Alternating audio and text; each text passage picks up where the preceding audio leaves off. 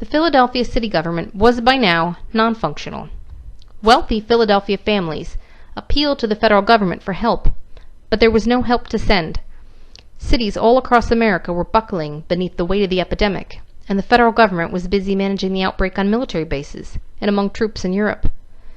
With the city government failing to act, the women of elite Philadelphia families, many of the same who had organized the Liberty Loan Parade, banded together to start outreach efforts. They gathered together civic leaders from across the city to start planning.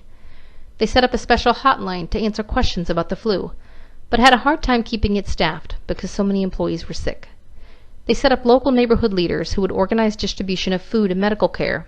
They set up soup kitchens in the schools and food delivery to sick people when possible. 500 people volunteered their cars to be used as ambulances and to deliver food and drive doctors around to treat the sick. However, there was a desperate need for more volunteers, and most people were too afraid to get involved. Leaders begged for more help, but people turned away. The fabric of society began to break down. City leaders who hadn't bothered to attend meetings of the outreach effort finally got involved.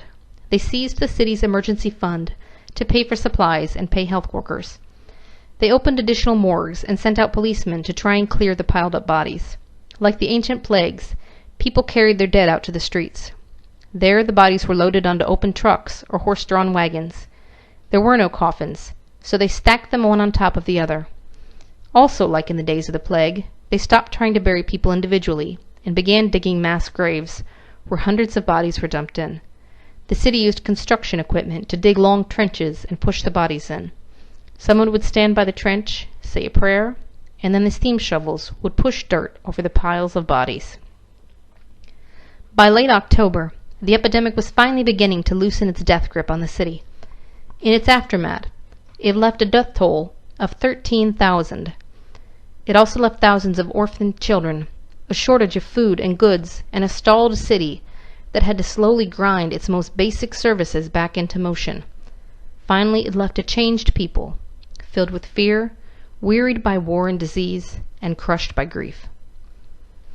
The people of Phoenix are facing a crisis. Almost every home in the city has been stricken with the plague. Arizona Republican, November 8, 1918. In other cities and towns across America, the news was the same. In New York City, 33,000 people died before the statisticians stopped counting. Some small towns tried to keep the virus out by quarantining themselves. They shut down all businesses and canceled public gatherings. People were ordered to stay in their homes and not touch or visit others. Some towns made it illegal to shake hands. In other towns, police were dispatched to nail signs on the doors of homes where people were sick. The signs said, "Influenza," in red letters. Rumors spread in Phoenix, Arizona, that dogs spread the disease. Policemen killed dogs in the streets, and people killed their own pets. Towns in Colorado set up barricades on the roads, and men guarded them with shotguns, preventing anyone from coming in. Other towns couldn't stop the trains from rolling through on their local platforms, but they refused to let anyone step off the trains. Anyone who did was thrown in prison and quarantined. It didn't work. The virus still slipped in. The only place that escaped the worst of the wrath was San Francisco, and historians credit that to aggressive response by the local government, who listened to their public health officials. Public Health Director William Hassler quarantined all naval stations before they had any reported cases. He knew it was only a matter of time. He ordered all public schools and gathering places closed. He divided the cities into separate districts with distinct support staff so as to segregate outbreaks. He laid out plans and organized the flu response before the flu ever hit the city so they would be ready when it did. The city's government, medical, and civic organizations banded together to educate citizens on prevention such as hand washing, avoiding public places, and wearing a face mask. While Philadelphia's government was still denying there was a problem, San Francisco authorities were distributing 100,000 face masks. Police enforced the face mask rule at gunpoint and actually shot people who refused to wear masks in the streets.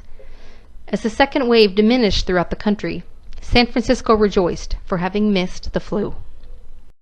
The flu would mutate once more and rage through the world for a third time, but infecting and killing fewer people. This time it would be less severe. This time it did hit San Francisco, because they thought the flu was already over.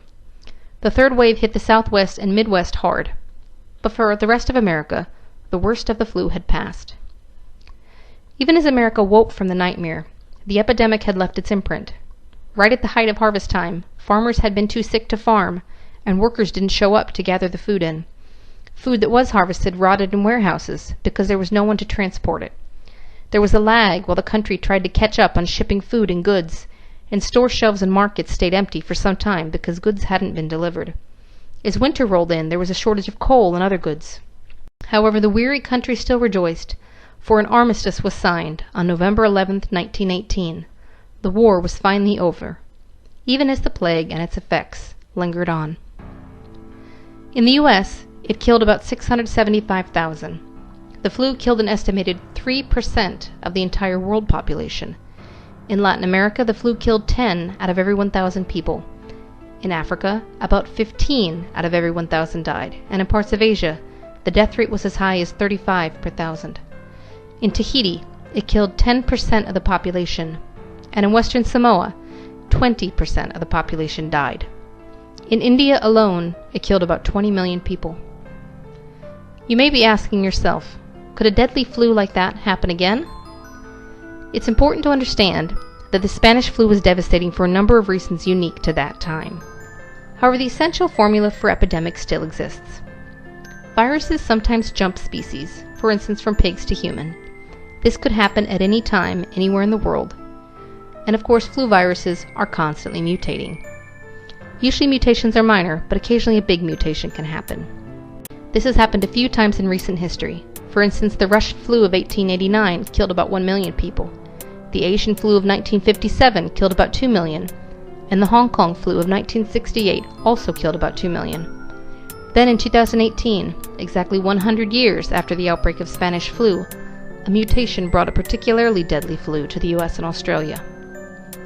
As of 2018, there is one strain of avian flu, an H5 type, that has managed to infect humans, but so far cannot jump between people. However, that particular strain of flu is frightening in its potential, according to Donald Burke, MD, former director of the Johns Hopkins Center for Immunization Research. Of the people who have been affected, it has been deadly in over 75% of cases. If that type of flu adapted to human infection, it could be catastrophic. So could it happen again? Yes, it could.